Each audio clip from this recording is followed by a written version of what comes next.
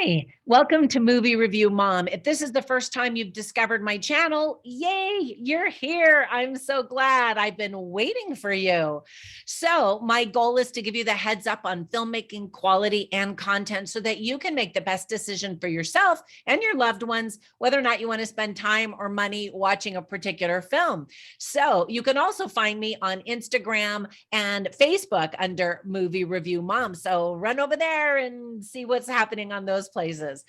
But for now, let me tell you the movie I'm reviewing. It's called Firestarter. I actually did the trailer reaction for this a while ago. And so I was excited to finally see the film and see if it matched up to what my first reaction was. So this horror remake is now playing in theaters nationwide. It's rated R and is an hour and 34 minutes.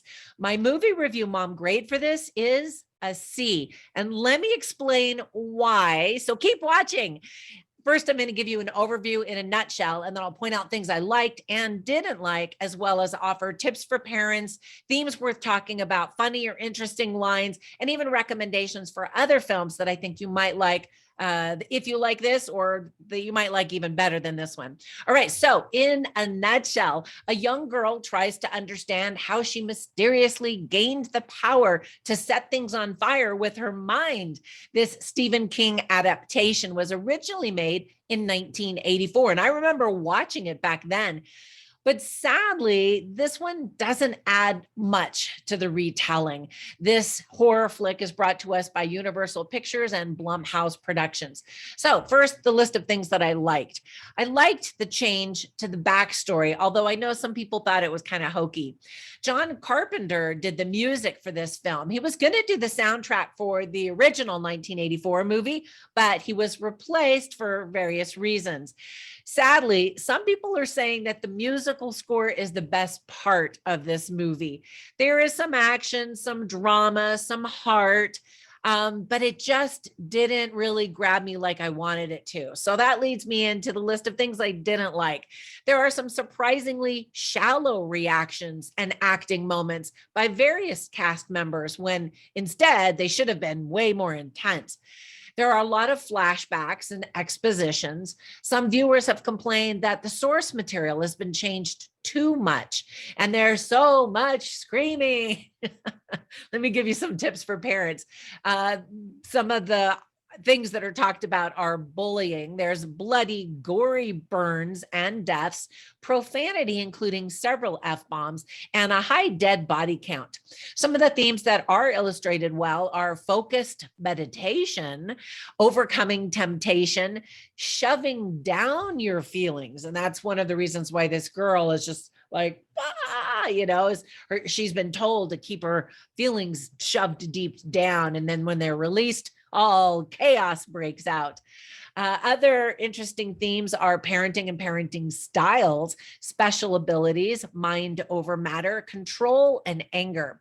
So I actually have some funny lines and some interesting lines that I wanted to share with you.